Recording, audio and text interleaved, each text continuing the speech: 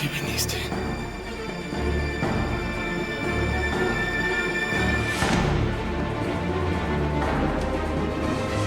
Creo que llegué justo a tiempo. Hubiera estado mejor hace un par de minutos.